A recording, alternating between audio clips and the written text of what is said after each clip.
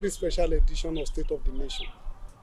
Today we are privileged to have a great leader, former top civil servant in this country,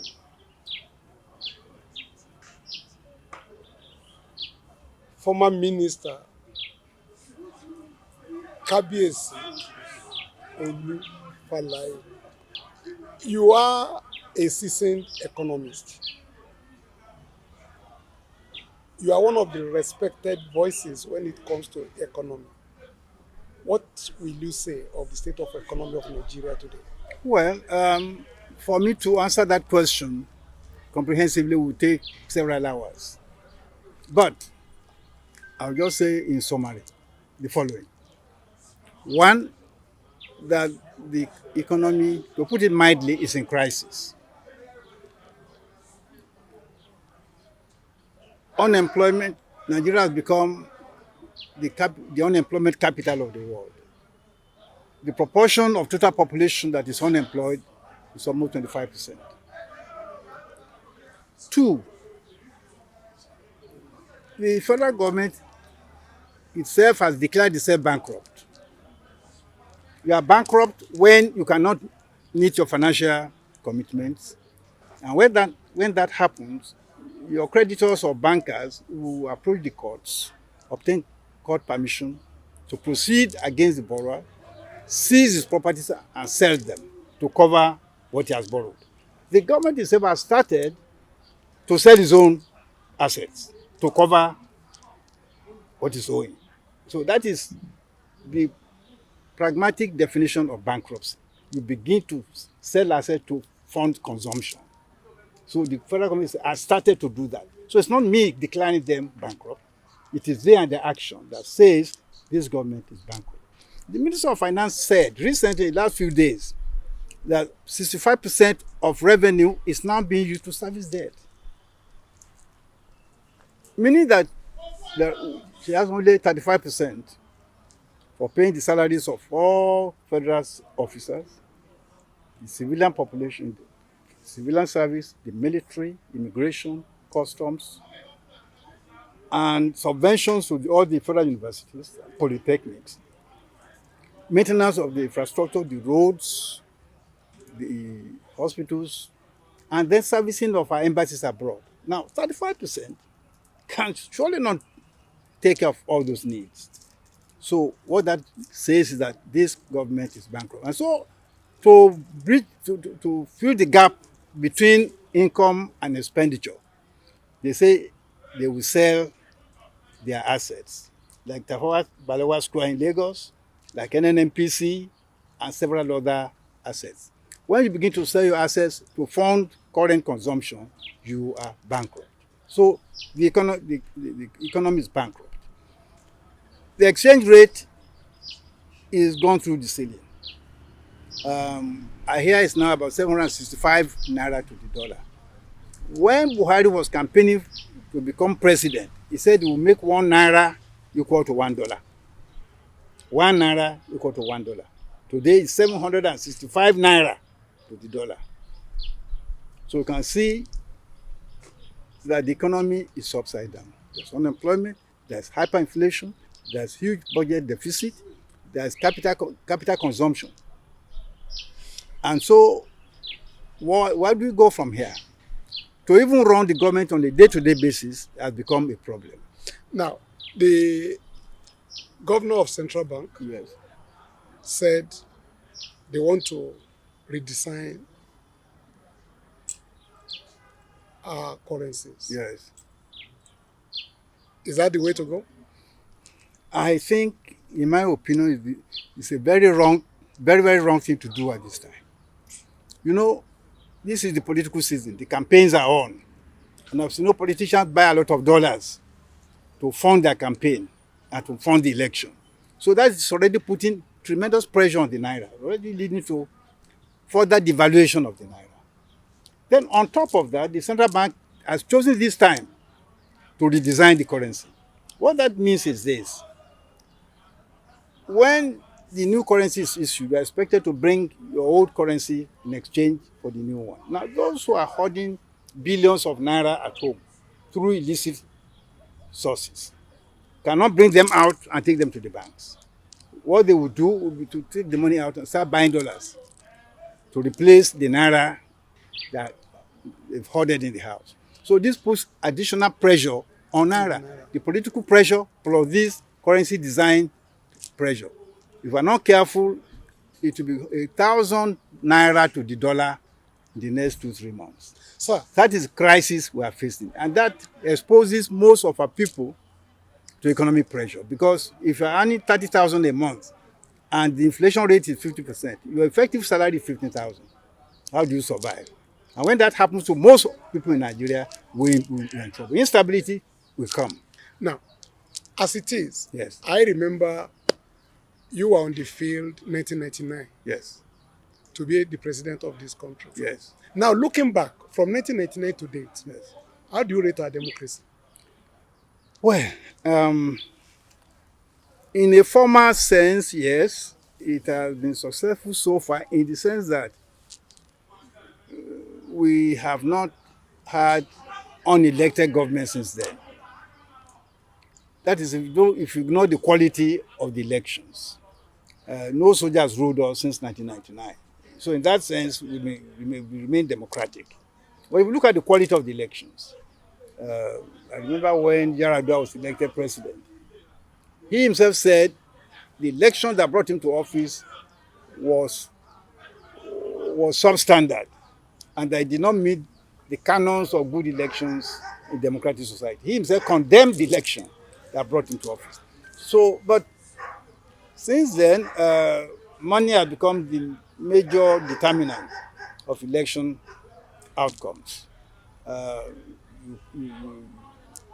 Wàá gbowó kó wá síbẹ̀, àbí kó gbowó kó síbẹ̀, ìdìbò kó síbẹ̀.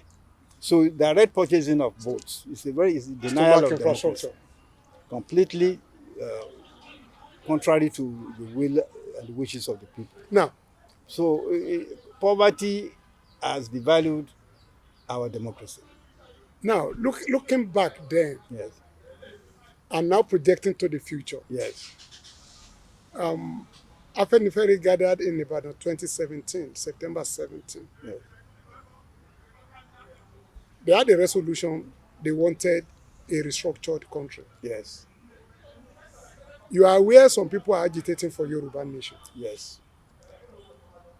You are aware that some people are already campaigning again. Yes. What does Yoruba want? Well, I think what the Yoruba wants is the opportunity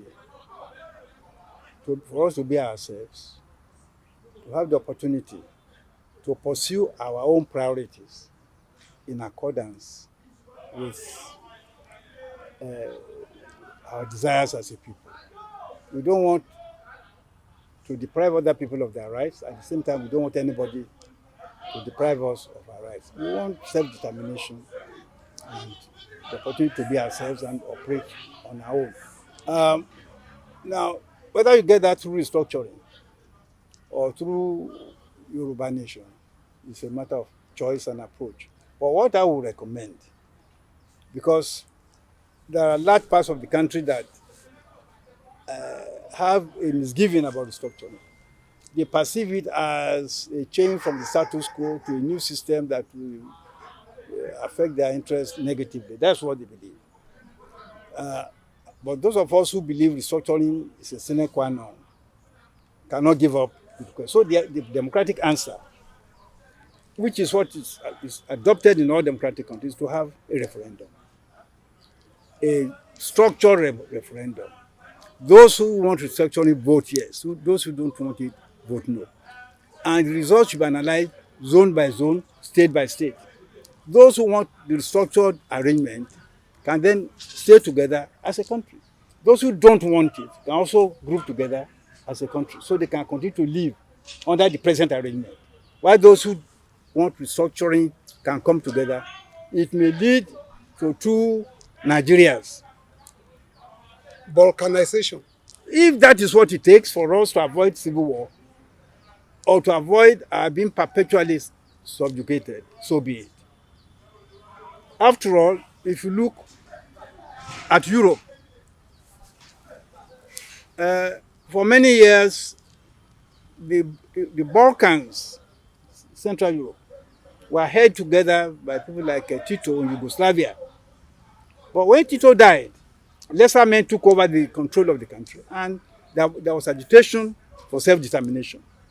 They resisted any change, and then civil war broke out. Bosnia-Herzegovina war, remember, it lasted 10 years. After killing hundreds of thousands of people, Yugoslavia broke up into about 8 different countries. So, change is the most powerful movement in the world today, self-determination. There are 2-3 ways of managing it. One way is to resist and say nothing, no change, as we are doing in Nigeria. They did that in Yugoslavia, led to war and disintegration of Yugoslavia. No change means violence, it means disintegration. That's option 1. Option 2 is to adopt what Czechoslovakia did. The Czechs and the Slovenians, they constituted Czechoslovakia. They did not fight each other. They sat down and managed the change and resolved to 2 independent but friendly countries. Czech Republic, Slovenia. Today, that's option 2. Accept change, manage change. Option 1, resist change and face violence and disintegration. Option 3 is what the British have adopted. You know, England and Scotland were bound together by the Act of Permanent Union of 1707. They say permanent union. But as you are aware, in the last 10-20 years, through referendum, Scotland has had its own government. Wales has its own government. Northern Ireland, in Stormont, they have their own government. Even in a monarchy is the most unitary of all unitary governments. In a monarchy, they've managed to have referendum and give regional autonomy to the various parts of the United Kingdom. Now there's pressure from Scotland for total independence. And I'm sure in due time, it will be granted. There'll be a referendum.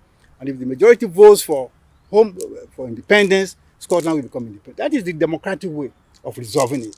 So we too should look at that. They should not hold us permanently in this situation because we will not have it. Those who don't want it, they are free not to want it. So let's have a referendum. So areas that don't want it can live the way they want to live. Where those who want a restructuring will be together. Apparently, from what you are saying, sir, yes, you do not think the various nationalities in this country yes, are able to work together and to prosper. It's possible, absolutely possible. But what I'm saying is under that, this constitution. But each time, no, not under this constitution. Okay. You know, I was in the last national conference, and by the grace of God, I was elected as the Yoruba leader in that national conference of 2014. And at that conference, we were able to pass over 600 resolutions by consensus, supported by people across the country.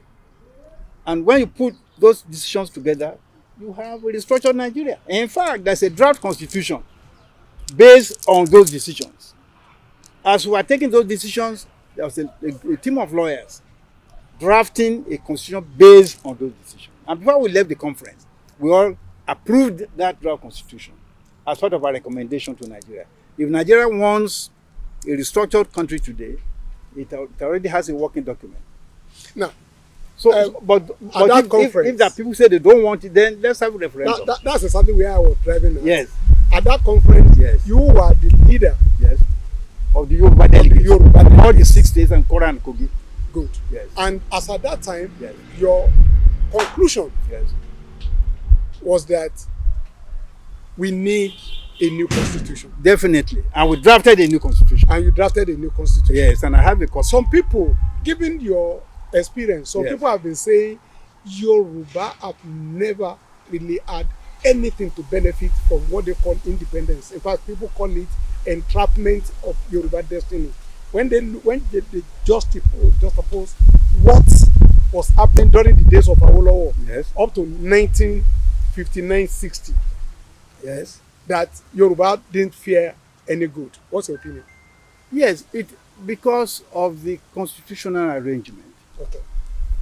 Before 1966, the regions had considerable autonomy. For example, every region had its own diplomatic representative in London. Yes, Nigeria had a high commissioner for federal Nigeria. Western Nigeria had its own agent general, Mr. Molodun. Eastern Nigeria had its own agent general, Mr. Achara. Northern Nigeria had its own agent general, Abdul Malik. But F. was the high commissioner for Nigeria. So we were like 3 different countries. That was the degree of autonomy and independence which the regions had. And not just that, every region had its own constitution. As an undergraduate in Ibadan, I studied political science. I studied 5 different constitutions. The Constitution of Federal Nigeria, the Constitution of Western Nigeria, of Eastern Nigeria, of North, and of Midwestern Nigeria. So every region had its own constitution. And the regional government was supreme within the powers assigned to it in its own constitution. I normally... So that's how independent we were, but the younger people don't know this. Now, the younger people are pointing at you. That what? That the oldies Yes. had all the benefits, suck everything and clean the plates, and there is nothing out left for them. How do you solve this problem, sir, before you leave? That is precisely why for the past 25 years, Yes, sir.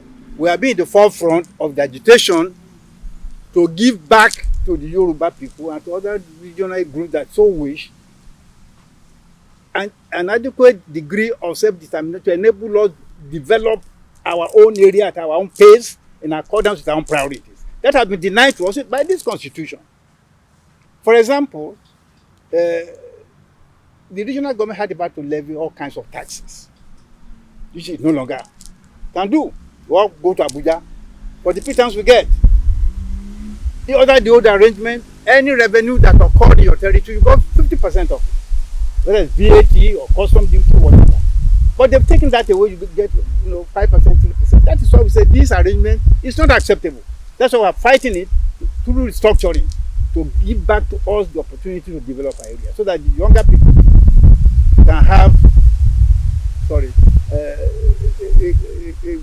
a good life and career. So that's the purpose of that justification for the struggle. That was why some of us were detained when we were supporting Abiola. Said they will restructure Nigeria. They said they annulled this election. We said no. I was in Babangida's government. Abacha, who took over, was my colleague. But we proposed them and they locked me up for 2 years. When I was there, they sent people to me twice.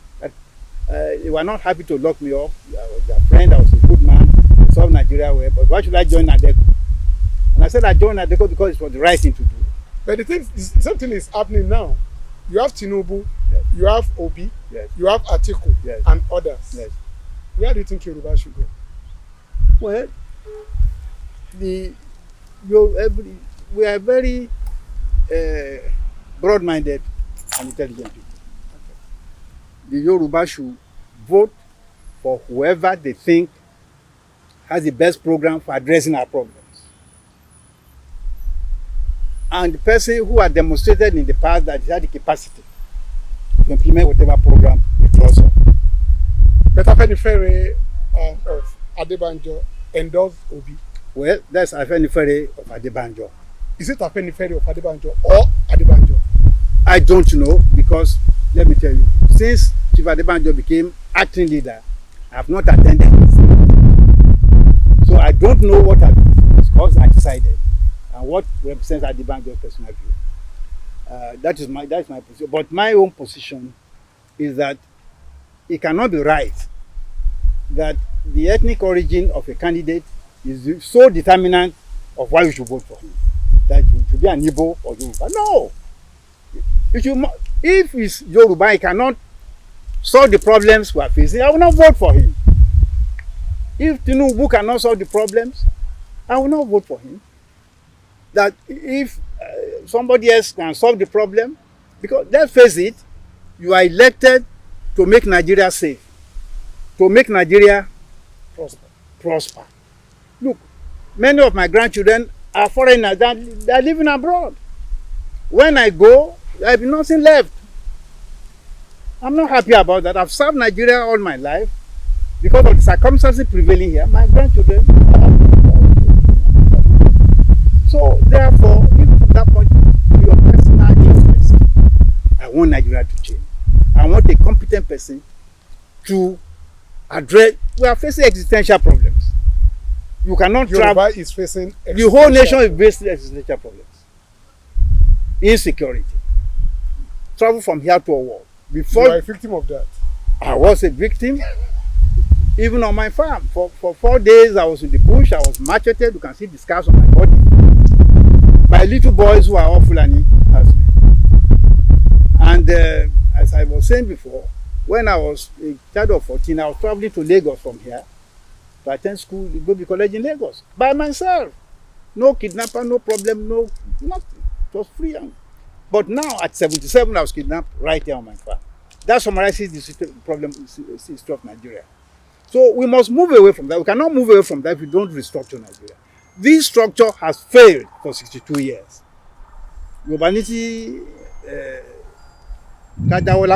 This structure has failed. And the constitution based on it, yes. That's failed. To produce safety, to produce development, to keep our children here, to banish fear, it has failed, woefully.